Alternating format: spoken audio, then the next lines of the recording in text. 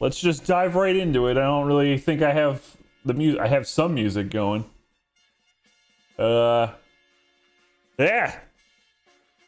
Little bit of a swing going on in all of our divisions, huh? This past week. I don't think did the NFC East swing a lot? I don't think it did. Well, Eagles Cowboys won, Cowboys won, Giants lost, Commanders won. So it's But the not. Commanders It's are- us the who Commanders smell are like confirmed. bitch. Yeah. you know, we all gotta smell like bitch sometimes. It's our turn. Yeah. Yeah, it happens. All right, so you want to start recapping this last week? Who was first? You're first because you won. Well, Oh. also technically, the Jet Patriot game got delayed by 10 minutes because of some weird technical issue. Okay. So technically, I should go last. You should go Yeah. last because the only play that mattered happened in the fourth quarter. Also, that there really isn't a lot to recap. Well, Yeah, your segment's not going to be too long. But All right. Puzz, go ahead. So All you're in Detroit. yeah, we were in Detroit, and we're going to be in Detroit tomorrow, which is an interesting kind of turn of events on that one. Because apparently the team, when they went to Ford Field, they're like, all right, here's the home side. And they're like, no, we want the away team. Like, okay. So they actually took, at Ford Field, they took the away side of the stadium. Just so that when they go there tomorrow, it's all the same for them. Same locker room, the same Interesting. sideline, everything. Which, I don't know how much that matters, but, like, for whatever reason, teams like keeping things the same. They don't like changing things up.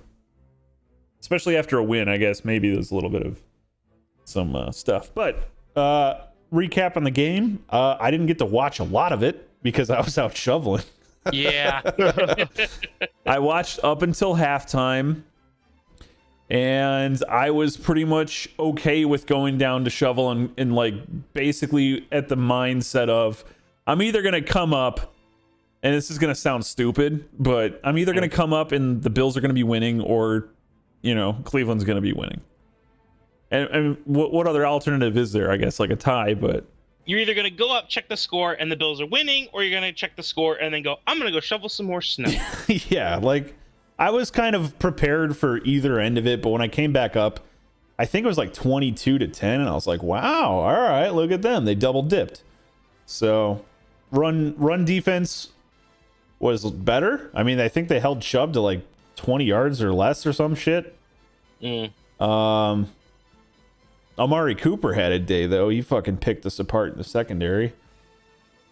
And our running game did really well. Singletary actually got some running touchdowns. We got some yards on the ground. Things are looking better. However, I looked at the stats. Cleveland is very bad at the run defense. Like they're 32nd in the league on run defense. Cleveland is bad at the run defense. Cleveland's just bad. Like, Yeah, I think that was the thing, like, right? That was the whole thing about Cleveland was they're like, all right, we don't have Deshaun Watson for like 11 months, but we have this great defense. But they just needed to be mediocre without Deshaun Watson, and then they would get him back. In fact, I think they get him back This week. This week. And well, I think they're on. Do they? No, because they. No, it's a 12-game suspension. Yeah. Oh, I thought it was an 11-game suspension, and they came back, and that's what was so weird about it. He comes back against Houston. Beat the Texans. And Oh, okay. this week, Miami plays Houston. Oh, okay. Oh, then no, that's- wait. I think it's an 11-game suspension. It's an 11-game suspension. They had their bye. They had their bye. Oh, Yes. all right. I get you. All right. Yeah, I miscalculated that a So little it's bit. technically a Yeah. 12-week suspension. But Got Yeah, it. we derped. Got it. Well, they don't play Miami.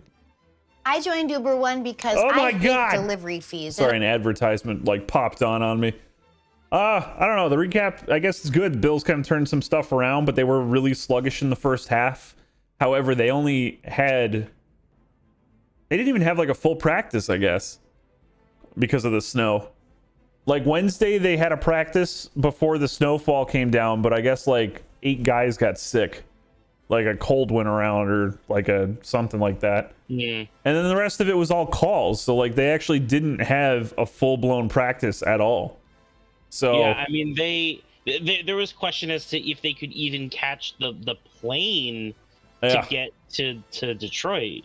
Interesting story about that. One of our linemen, Dion Dawkins, he had to walk like a mile through snow to get to somebody who could drive. Yeah.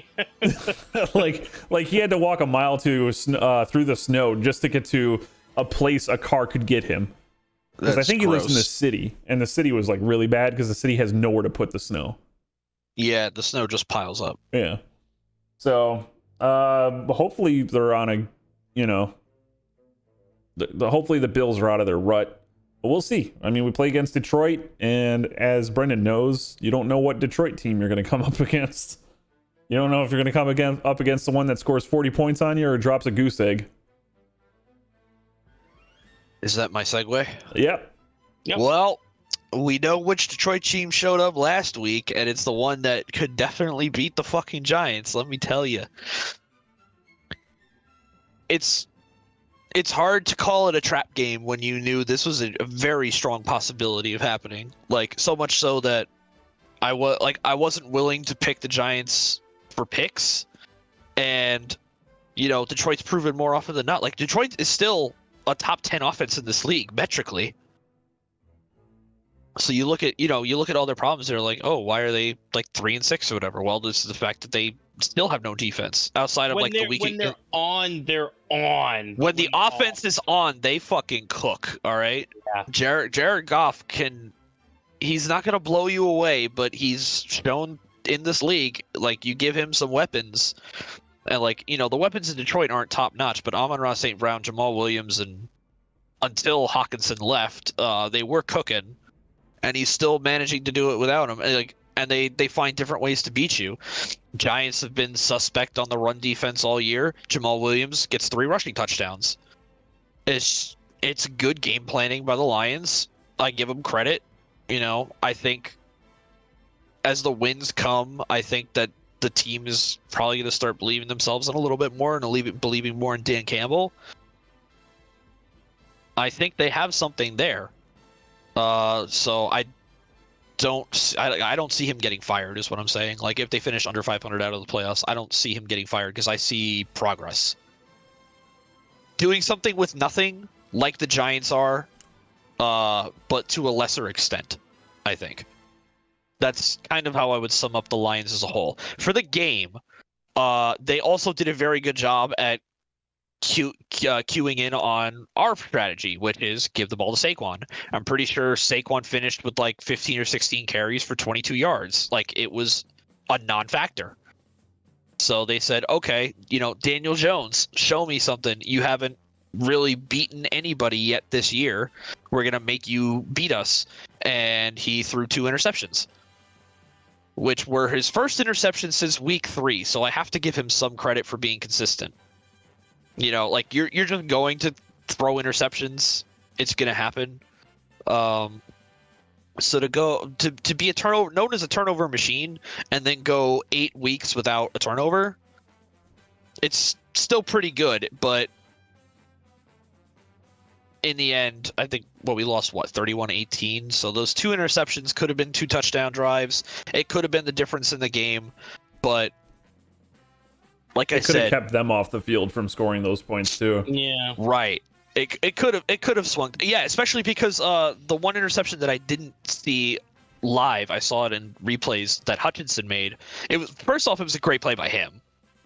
Went up and got it. The ball was intended for the receiver 10 yards over Hutchinson's head, and he just leapt up and got it. And that put Detroit like right in the red zone. So credit to him for making a good play. He might, you know, end up being a finalist for Defensive Player of the Year with Thoth and all the other guys.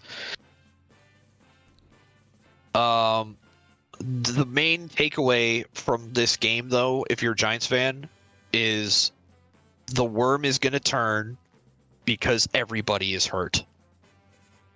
Yeah. We lost starters in this Lions game. Oh my God. Yeah. Wan'Dale Robinson had a 100-yard game. Here's an ACL. The MetLife. Nick Gates, you just came back from a broken leg like last week. Here's another injury. Evan Neal, you're still not healthy enough to start. We are missing 4 of our starting offensive linemen going into the Thanksgiving against the Cowboys. And this was the last reasonable game where you could have picked the Giants as a favorite, I think, all year.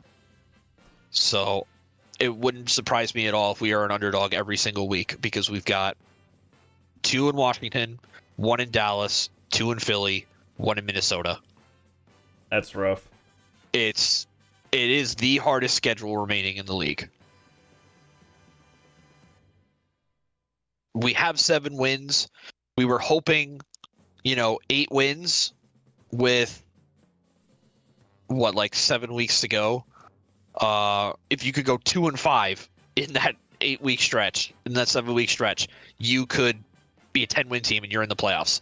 Now the playoffs are very suspect. We could very well be on the outside looking in if Heineke works some magic, steals a game against us.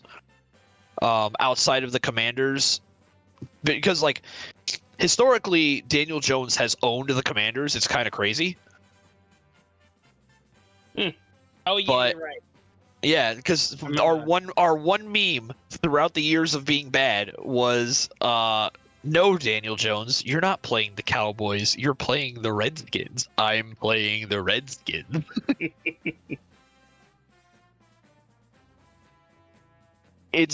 It's a massive uphill climb right now since they lost the Detroit game, and honestly, I wouldn't really fault them if they kind of just lose out the rest of the way. It's a very good possibility. 7-10 is still an improvement, but after starting 7-2, 7-3, it's definitely leaves a sour taste. But like I said, now everybody is hurt. We're playing practice squad guys in place of practice squad guys. We have the receiving core of a D3 team. Yeah, but you guys were talking to Odell though, right? And we're talking to Odell. If you want to call it that. We the fucking Odell's DMs. that meme I posted of the fucking the Office clip where they're fighting over Odell. I don't really see any merit to it because I don't have any expectations of getting Odell Beckham. I don't want him, and I don't think they're going to get him. So in that case, we have to make do with what we have, and what we have is patched together with toothpicks and duct tape. Well, you might get Isaiah Hodgins. Did you see him at all? He's the guy that No. you picked up off of our practice squad off waivers. No, I didn't see anything from him. Well, it sounds like you might see some more of him. Yeah, last week I really wasn't looking, to be fair. Yeah. But that's pretty much it. We got a short turnaround tomorrow at Dallas. I have no expectations. I'm probably gonna watch the first quarter and a half, and then they're gonna be down 20-3, and I'll be like, all right, that's enough. So Liam, Time why to go don't eat you, some turkey. Yep. Oh yeah. Wait, are we the early game? Yeah. No, we're the middle early game. game. Yeah, we're the middle game. I'll be probably eating turkey during the fucking game. So Bills Lions are 12:30. yeah, and we're 4:30. Turkey would probably be almost over by then, and then Patriots Vikings is the 8:20. All right. Yeah, so fill us in on how it went in Foxborough. Not good. So to keep things really short, because again, the game was 3-3 until there was 30 seconds left. The Jets defense was good. The Jets offense was terrible. The Patriots offense was eh. They got them into field goal range, I think, 3 times, but they only converted 1 out of the 3. And their defense was kind of hard to evaluate because the Jets offense sucks so bad. We gave up the punt return, which probably could have came back because of a illegal block in the back. But I don't think in the end, like, objectively looking at the whole game, probably wouldn't have mattered. I think the Patriots would have scored in overtime. Best case that I think the Jets could have gotten was like a tie. But the real aftermath is the Zach Wilson benching, which is totally deserved. I'm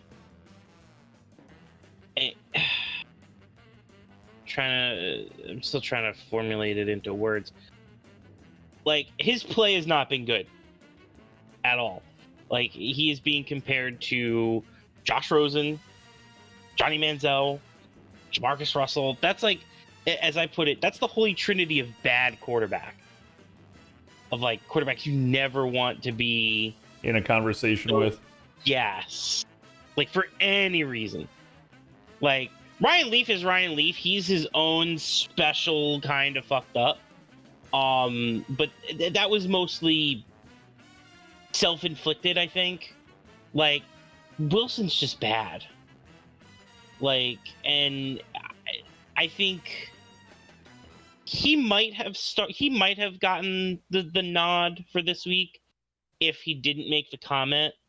But if I'm being honest, without the oh, did you let the defense down? No. Like, which is fucking stupid. Even without that, he would have deserved to be benched. I believe his stat line for the day was 9 for 22, 77 yards, no touchdowns, no interceptions. Although there should have been one. Like, the safety had it right in his hands and he just dropped it. And I think his completion, that completion rating is like in the 40s. He deserves to be benched. And I know that during the press conference today, Coach Sala was like, oh, like, this isn't the last we've seen of Zach. Like, well, he'll be back later on in the season. Honestly, if Mike White shows up on Sunday, I don't think Zach's coming back this season. At the very least this season. Like, barring injury, of course. But the Jets are about to go up against arguably the weakest amount of passing defenses after really running a gauntlet. I mean, between the Broncos, the Packers, the Patriots twice, the Bills once, like, Steelers too, because even though they didn't have Minka Fitzpatrick, their pass defense is pretty good. They ran a gauntlet, and Wilson didn't do well in that gauntlet. But now it's like things are supposed to get easier, but I don't like watching. If you watch the plays from the Patriots game, there is like, oh, here's a wide receiver screen. This is basically a pitch and catch throw that, you do in like a tailgate. Like, it's so easy. Like, everybody could do it. Wilson just sails it above the receiver. Like, there's not, like, it's not at the numbers, it's not at the chest, it's not even at eye level. It's like 3 feet above their heads. The almost interception. That was an easy pass to Conklin, who had 5 yards of separation against his defender. He throws it like 5 feet wide and right into the safety's arms. Like, the only reason it wasn't an interception is the safety dropped it. There's other plays where it's like he goes for the check down, but you see Mims or Moore or Wilson just wide open downfield. Like, they're very obviously breaking. Like, if Wilson throws, they're wide open, it's a touchdown, and that would have been the game. But no. He played scared. He can't throw the ball accurately.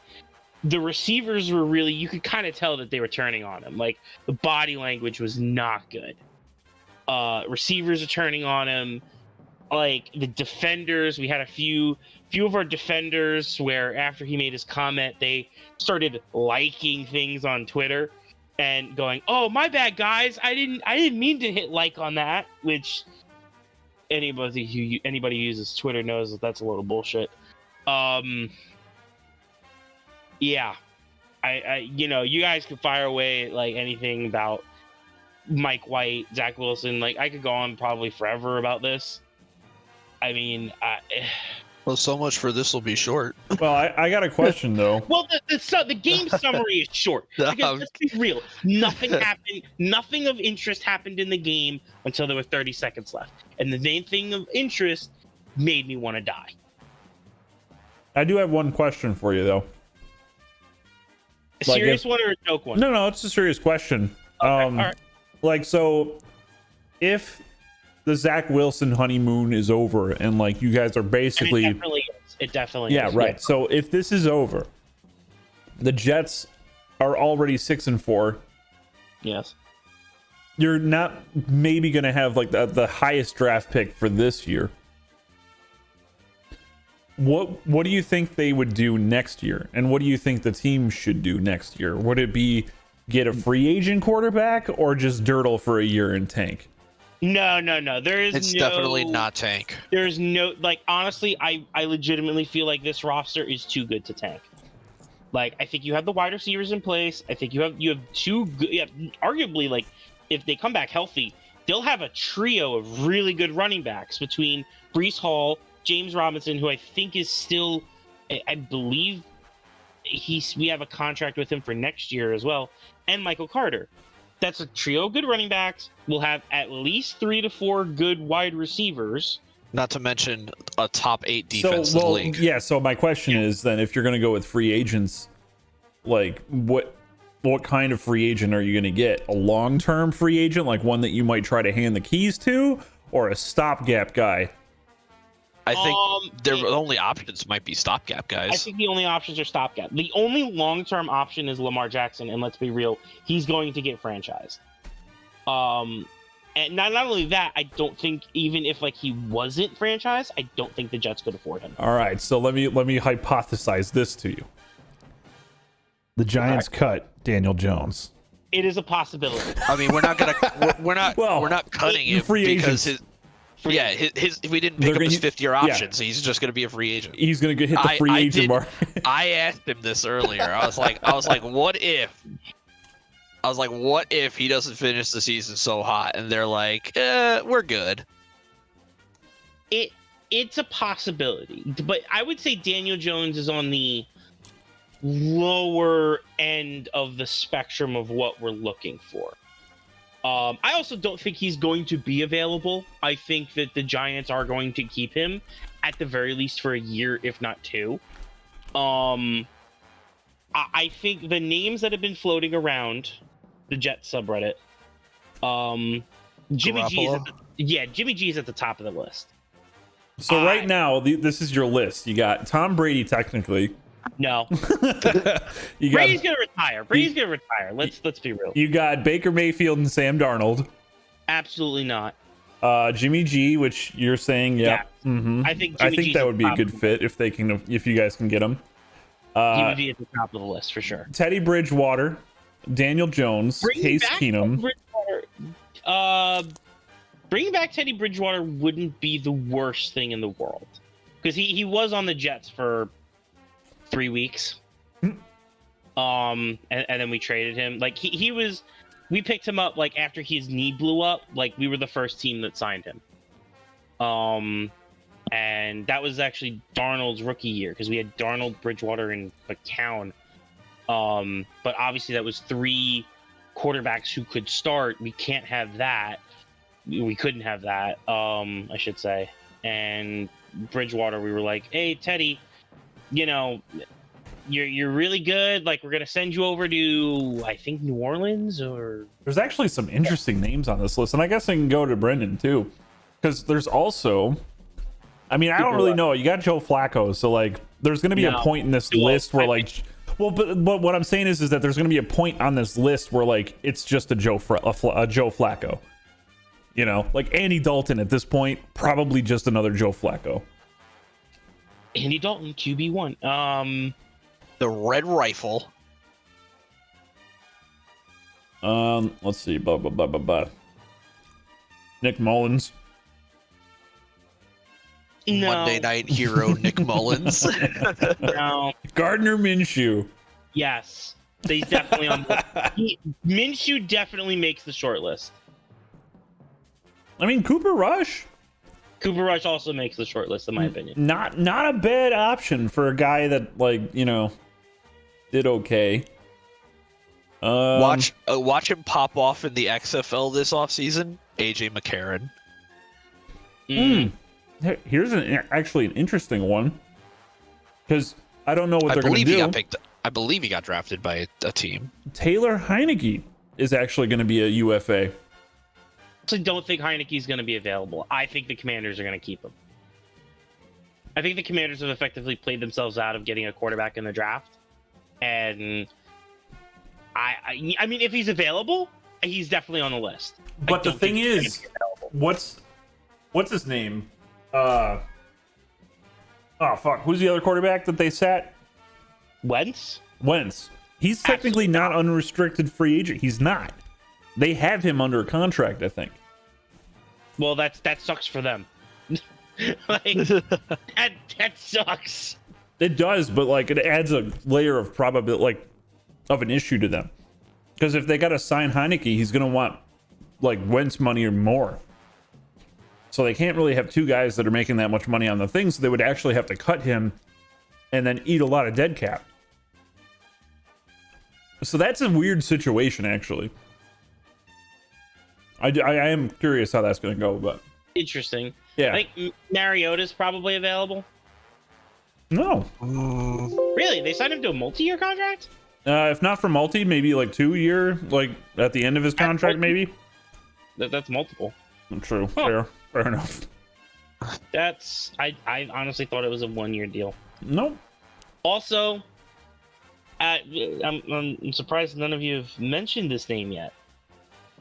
Saints third string extraordinaire Trace McSorley. No.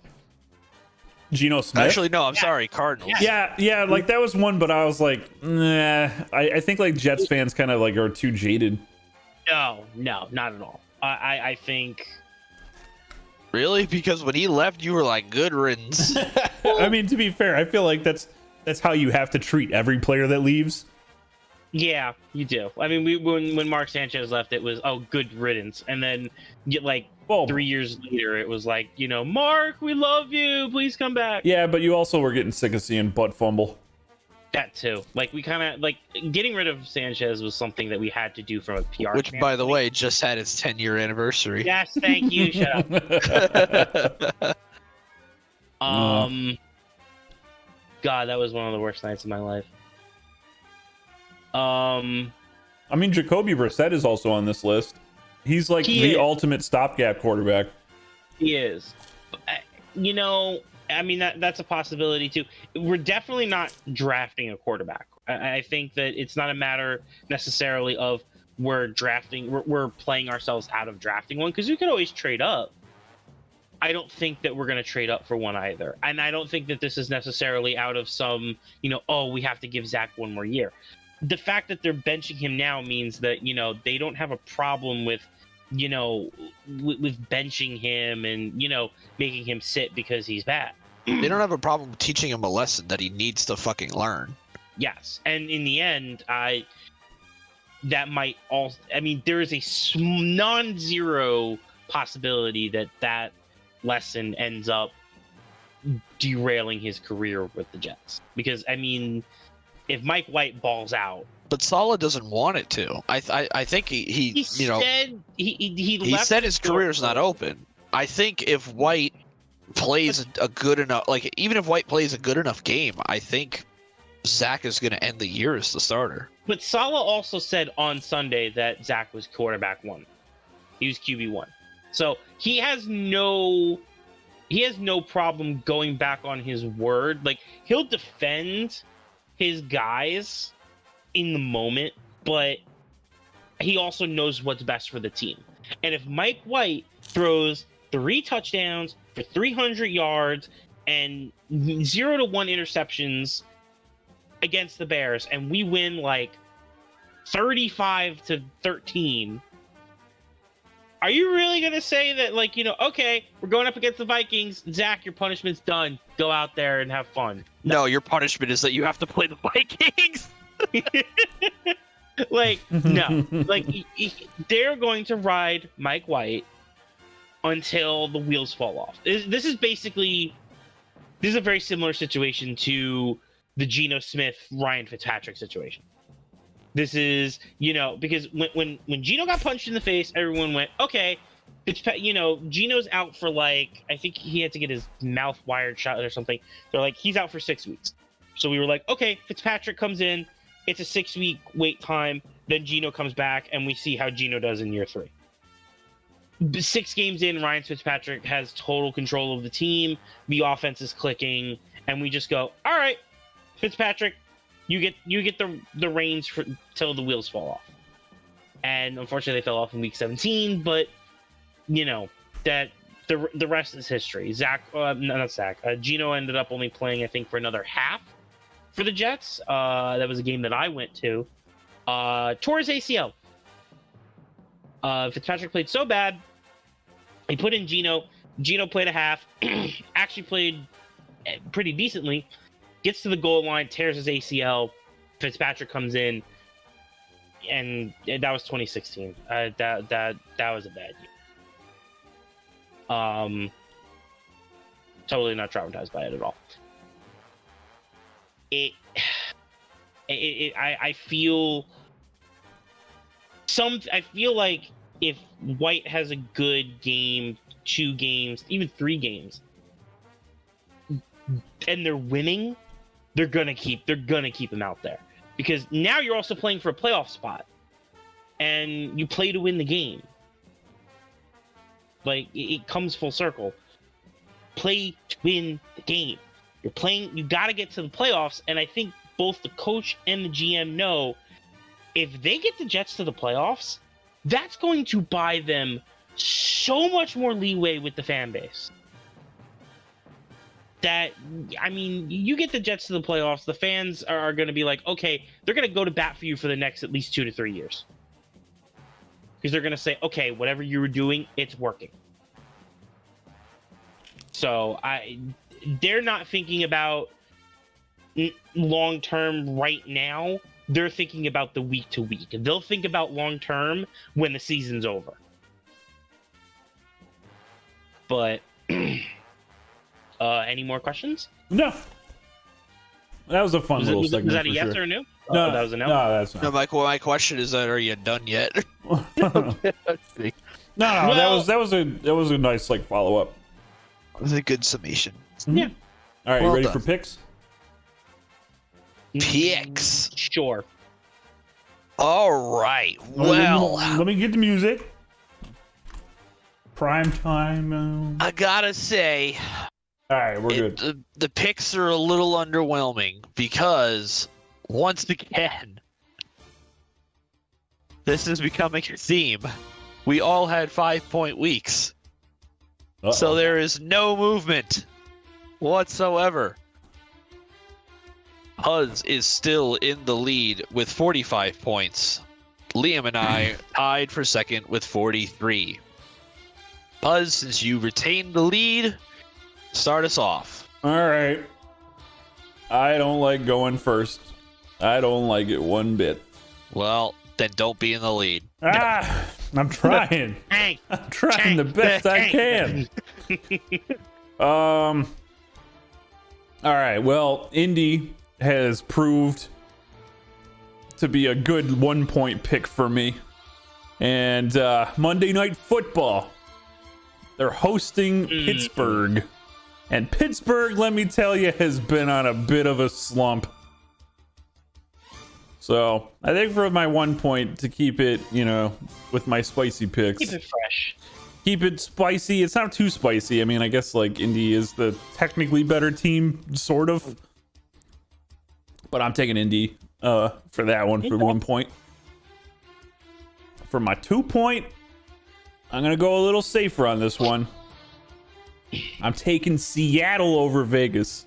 That one, not much needs to be said. I feel like Vegas is not a 3-7 team. They're way better. But I just think Seattle's kind of doing good. It's a home game. Going with home teams this week. Doing the best I can doing that.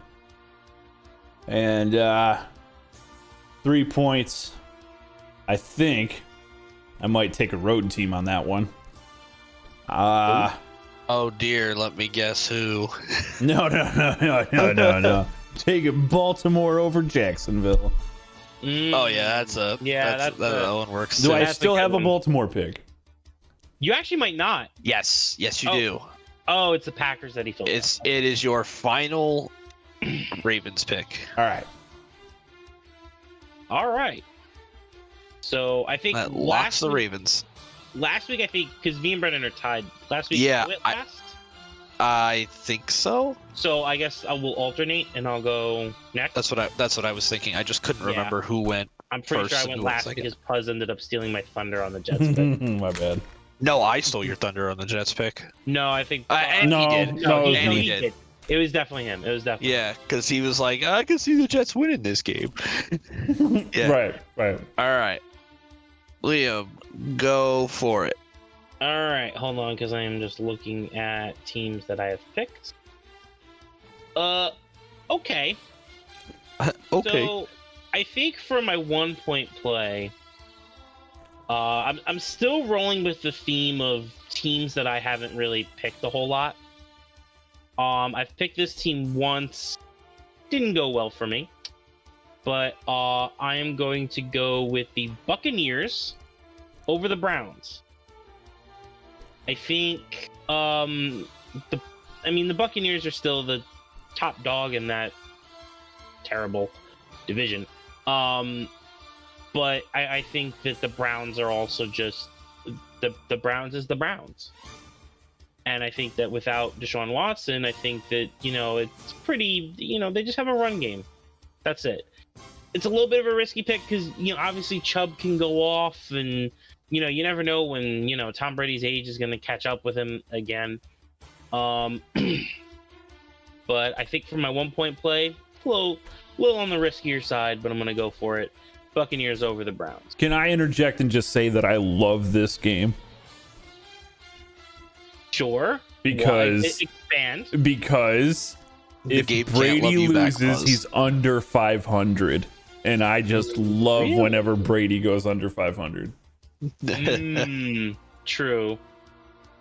That'll pretty much be either I get it right or Brady's under 500. I'll Yeah, take it's a that. win-win. It's a win-win. Let's see. Going over the games. I feel like I had my picks and then I lost them. Yes. Okay. 2 point play. I'm going to go with the Chargers over the Cardinals. The Chargers have been kind of mediocre, but the Cardinals just suck. I think I've only chosen the Cardinals once before. Not the Cardinals. The Chargers. The Chargers. You have only picked them once. Yes, I've only picked them once. It did work out for me though, so I'm going to use them up again because I think that they're a little mediocre. But if there's ever a team that I think that they could beat, gonna be them. And for my 3 point play, I am kind of in lockstep with Puzz. I'm taking the Seahawks over the Vegas. Wow. I'm sorry. You got Vegas- me. You got me sweating now. Yeah. Because he can gain a point on you in that game, yeah. Yeah. Honestly, though, Vegas. I agree that they have more talent than the record suggests. However, the coaching is an anchor that is bringing them down and sinking their ship. And they're gonna have to live with this for at least another year. It's just... Oh, man. McDaniels is so bad. Honestly, the Colts might be thankful that McDaniels, reneged on their original contract offer, because good lord, what kind of team would they have? I mean, oof. The And Colts? Yeah, but remember McDaniel had a he had a handshake agreement with the Colts a couple years ago to be their head coach. Yeah, and he then bitched out. And then Belichick was like, Mike, come back. I'll let you be the head coach when I retire. and he was just like, sure. Hot dog. And then he just went back and he left the Colts high and dry because the Colts had already told the other coaching candidates like, we're not picking you. Like, you're not our first choice. And then they had to go back, and then they had to, like, look at... No, stop, wait. And they're like, okay, Frank, come on down. And, yeah, look where that got them. But they were actually okay for a while, so, all's well that ends well, I guess. But... And it's funny, because looking at it, actually, no. I was going to say something, and then I think I just brain farted it out. About the Raiders. Derek Carr has been a name that the Jet subreddit has been trying to float around as a potential trade target. He's not a free agent, but if things are bad in Vegas, I mean, Derek Carr is the very definition of mid, and that's exactly what the Jets need right now. That's exactly what we need. Mid. Look up in the sky. It's mid-man.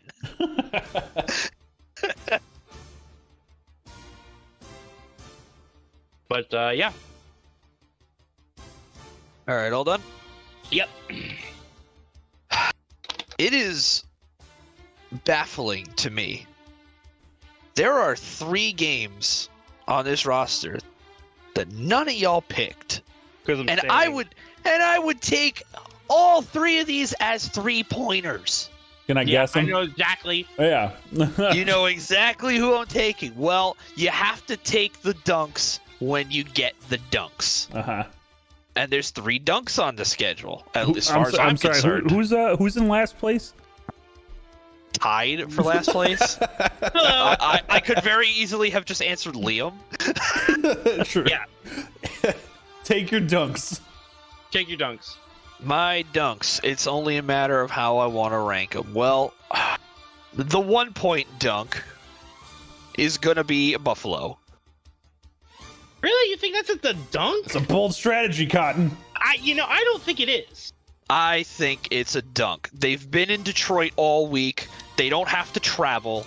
They've already gotten used to the stadium. Puzz said they picked the fucking side that they wanted. They picked the visitor side so that they would be on the same side twice a week. You know how fucking superstitious people are, athletes are about I will say this. I mean, you already picked your pick, but I will say this. The Buffalo Bills are back in Buffalo. They traveled back. Then They that's didn't just stay. stupid. That's incredibly stupid then. Why the fuck would they not stay? It's not that far of a Well, It doesn't matter. It's just travel costs. It's like, so you're gonna go back home to what? Don't yell at me, practice man. at 2 I feet? didn't fucking No, but I'm like, how are you gonna you're gonna practice and you have to force your guys to travel and still 2 feet of snow on the ground? Like, come on. No, this one's not so bad. But I just wanted to correct you there, just so that you know. Yeah, they did travel back to Buffalo. I think they're obviously in Detroit now, probably, but Yeah. Anyway, I see no reason for them to have done that.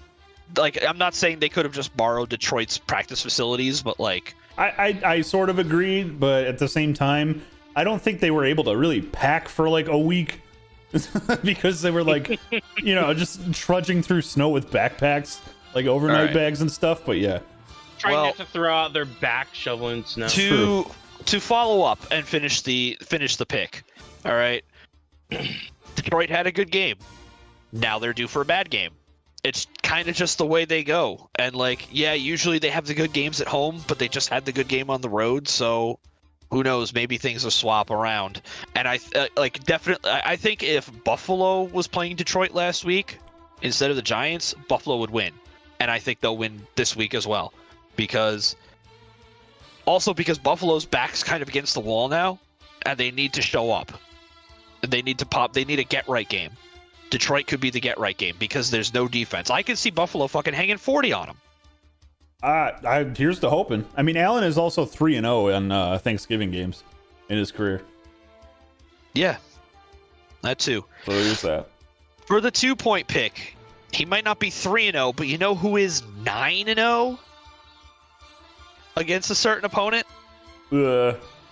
Dak Prescott. Oof. The Giants have beaten the Cowboys once in the last 6 years, and that was the game that Andy Dalton started. Back to 2017, every game that Dak Prescott has started against the Giants, even the game he got hurt, they won. It's at home at Jerry World. 2 points, Cowboys. And it's not even a down in my head. I think like they just blew the doors off of Minnesota, and Minnesota is a much better team than the Giants are. The Giants are throwing out Madden creative players as their wide receivers. This is such a lock. It's a fair setup. It's only not a 3-pointer because I have to pick a different I don't have to pick a different game for a 3-pointer, but there's an even bigger. There's a juicy Zach LaVine in the dunk contest level dunk right here. Is one of the teams currently 1-8-1? Would you know it actually is? Yeah, well, wouldn't you know? It's almost like you looked at the schedule, Buzz. Great job. My 3-pointer is those Dolphins. No Davis Mills. It doesn't make a fucking difference, does it really? I mean, No.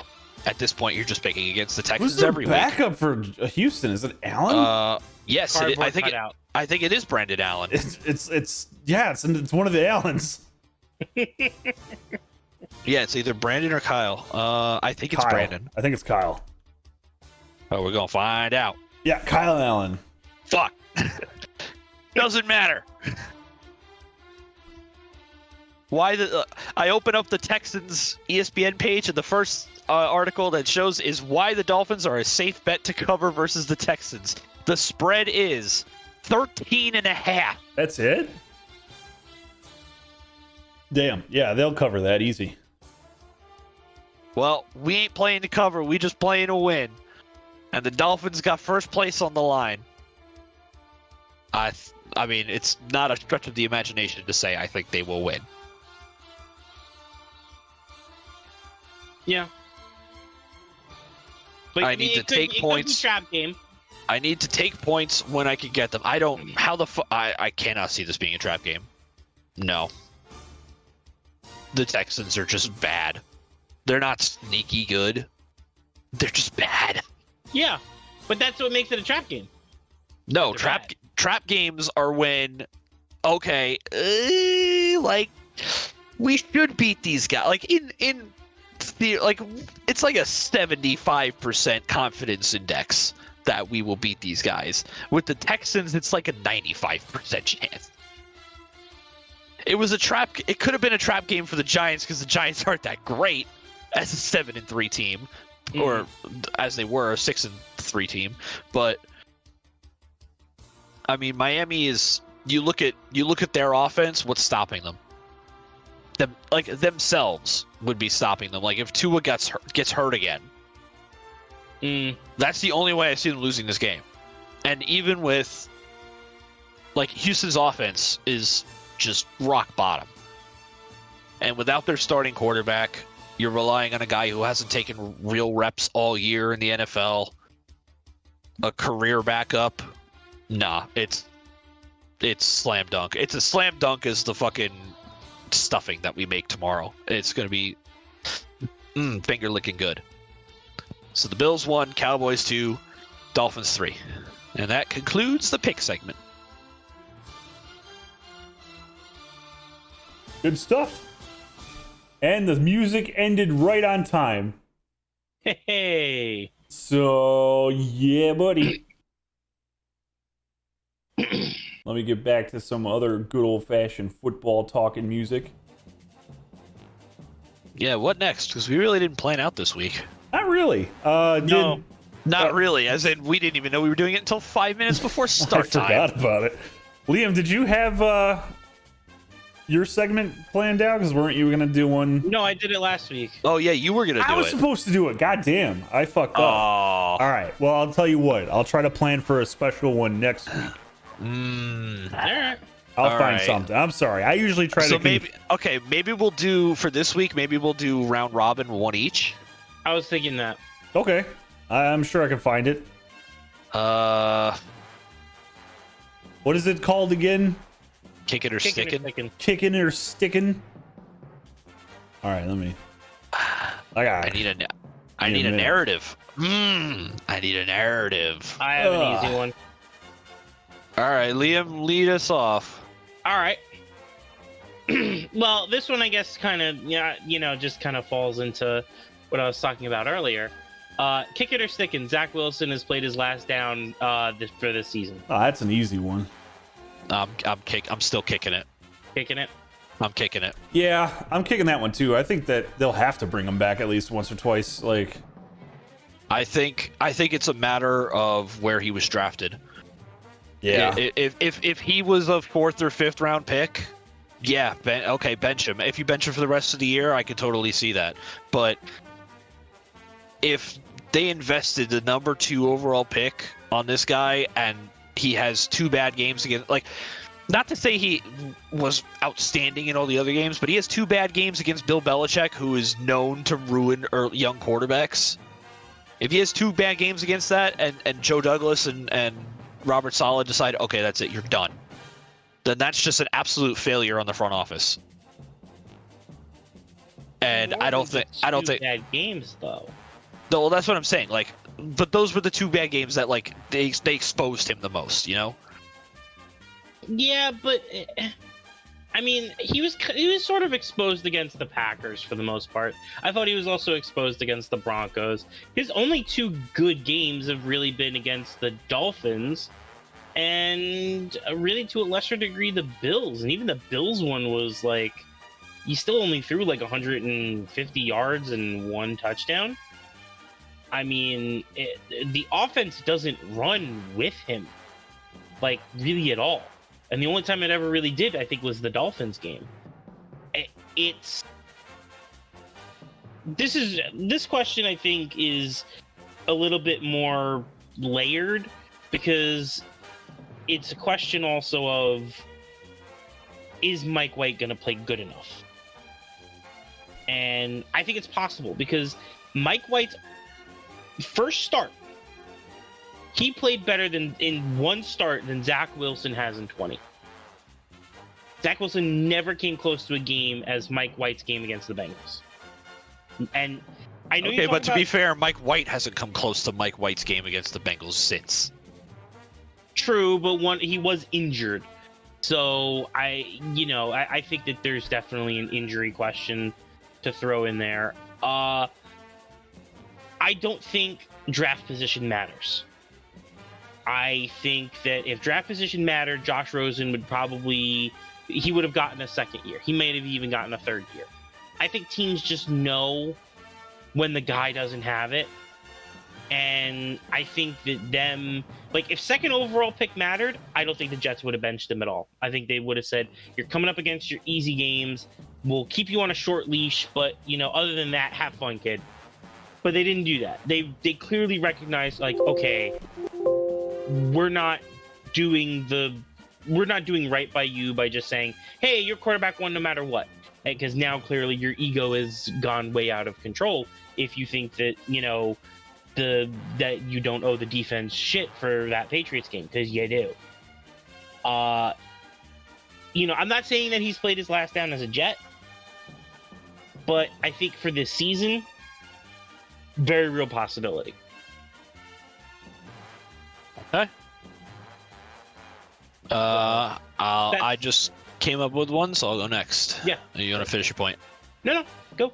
All right. Well, another team that might be looking in the market, kicking or sticking. The Jags are going to draft a quarterback this year.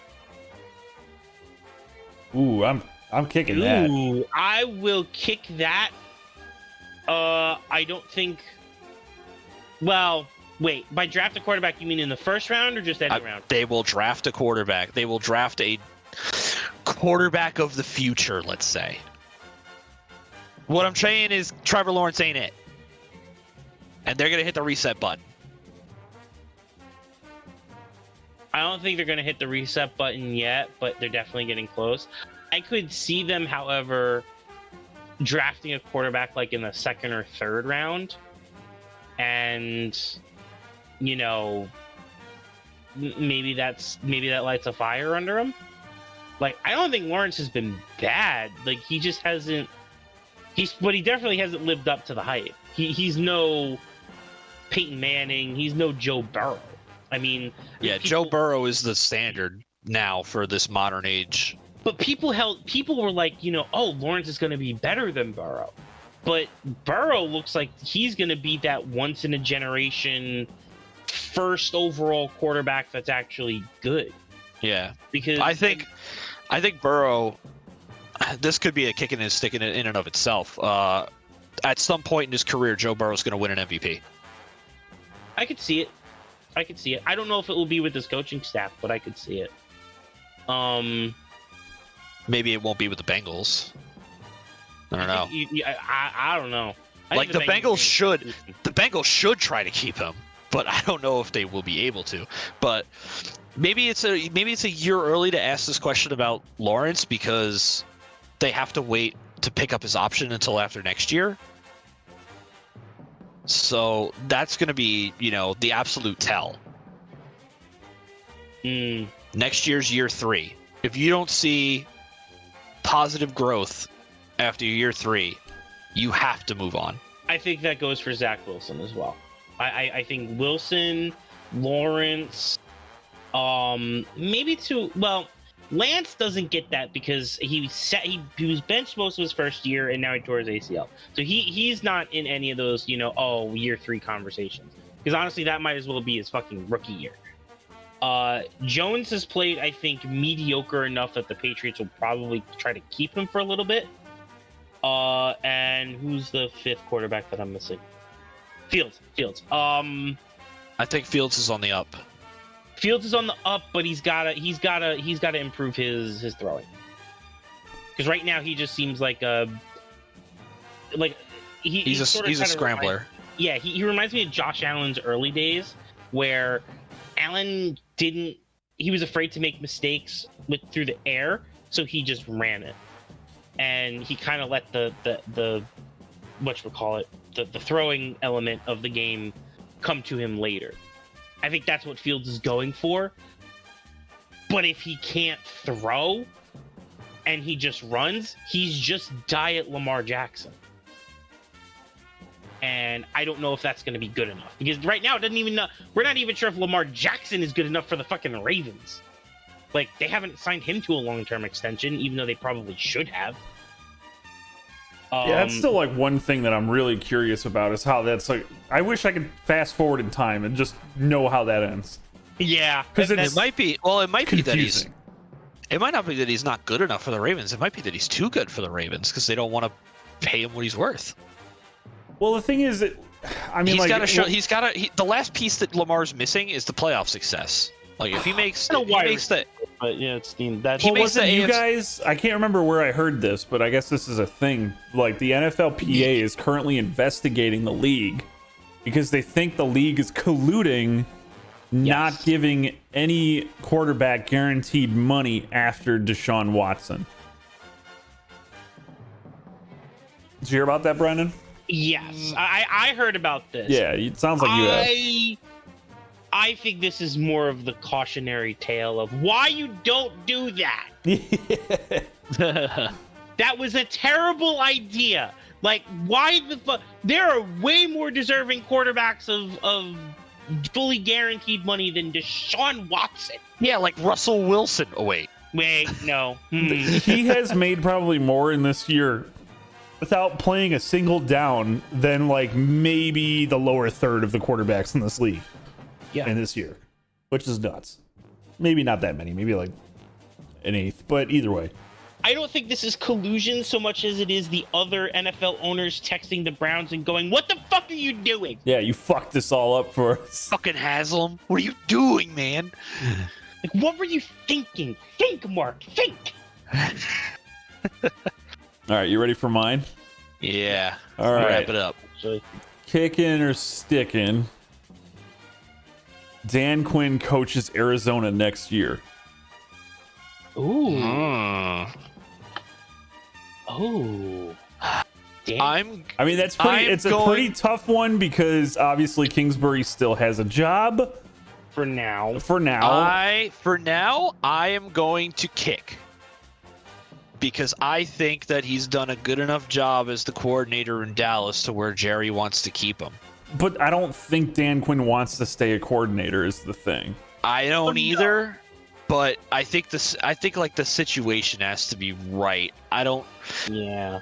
It's Well, like that's why I chose Arizona over teams like Houston or the Colts. Because I Yeah, feel like no, Arizona is the right situation. it's tough. It's the best situation. It's like the 1B. It's like whatever Sean Payton doesn't take, that's the best job left. Yeah. And right it's now, a job that's not even on the market yet, which is pretty funny. Yeah. Sean Payton's, he's like, yeah, I'll take the Cardinals or the Chargers job. And Staley and Kingsbury are like, Yeah, what are you talking about? Yeah. Like, hey, what are you guys talking about? No, nothing. what do you know that we don't? Oh, they know. Yeah, like I think the Chargers job is the more favorable. So I guess Quinn going to Arizona, I'll stick it. Like honestly, that's not like I do think it's the best bad scenario.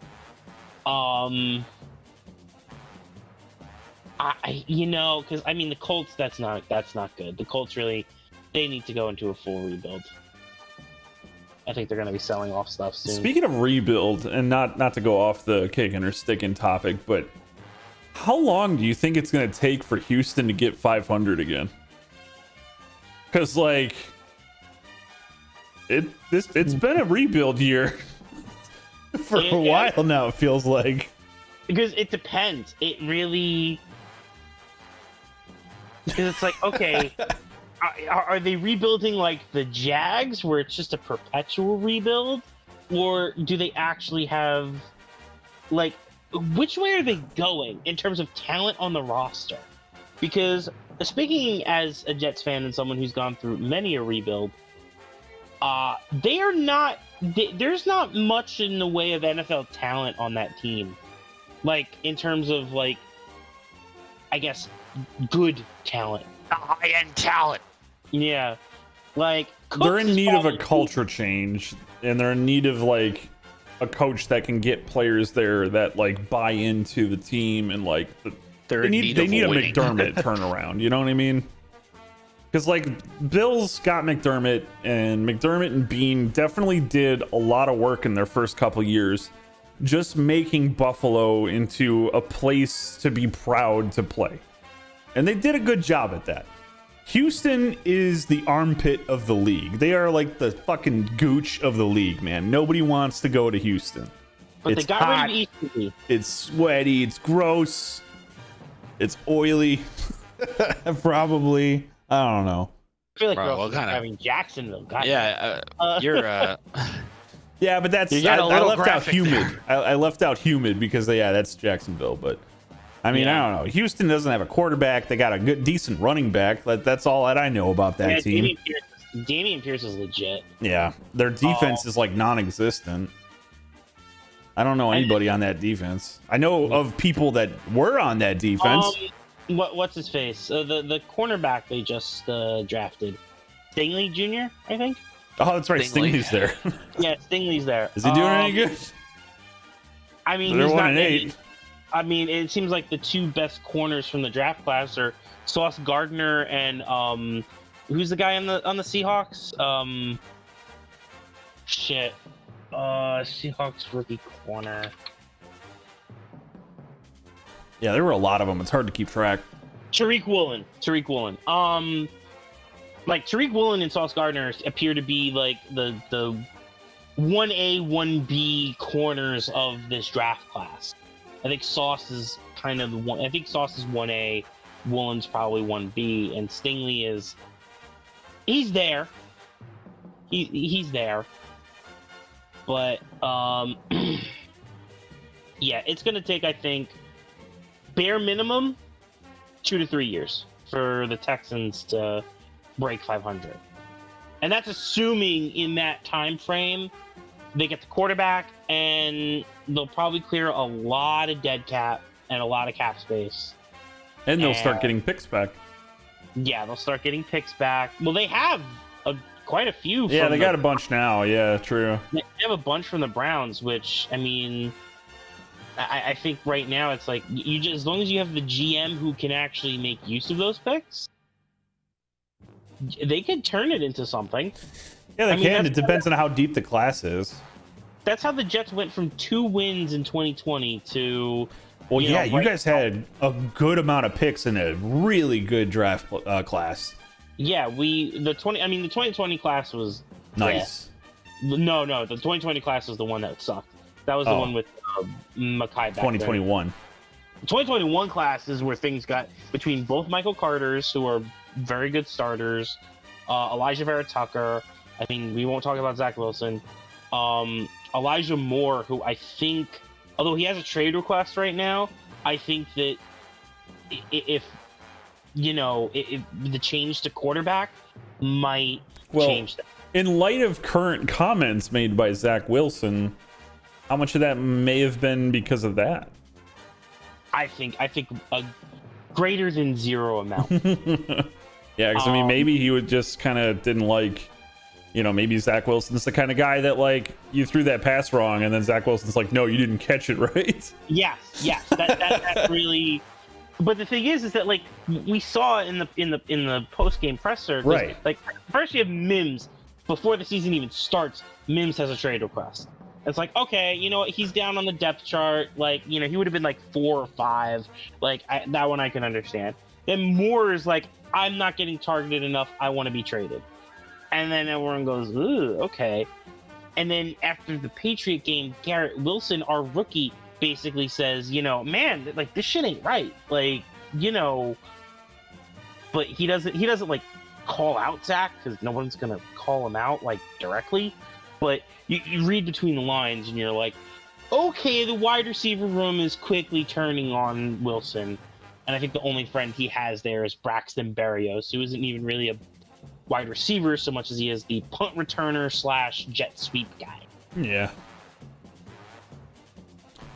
Yeah.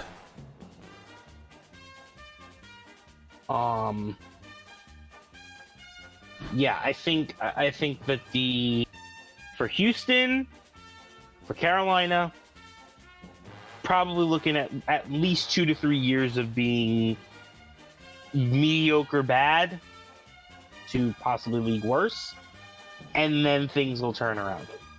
I mean, I hope. I guess. But I think Houston, if they get the GM right, will have a greater chance of turning things around. That is a good point. Like, are they hiring a GM, or do they have one right now? No, they're going to hire one, I think, at the end of the year. Right now is not the time. That has got to be a juicy position for a lot of GMs. Like, bro, I get to, yeah, like I get to come in, ton of cap space, a ton of picks. I get to, like, cut half the team because they're all like practice squad or bad. Like, bro, that is an amazing setup. Will the owners pick the right person? Because these guys got fooled into hiring a pastor, basically a youth pastor, as GM. Yeah, I don't know how that worked, but like, if they got duped into that, can they make the right choice and actually hire a competent GM? Because right now, that question, that I would say that the answer to that is probably not. But we'll see. Anything else? Unless anybody else thought of another one. Nope. I think I'm good. We've been good for about 1 hour and 10, so that's about our normal time. Yeah. So I think we can go ahead and cut it out there. All right. So have a great Thanksgiving, everybody. Go Bills, go Giants, and go Minnesota for tomorrow. Go Mike White. Nah, at this point, go my pick. Go Go my picks. Go Brendan's pick. I won't even say the team.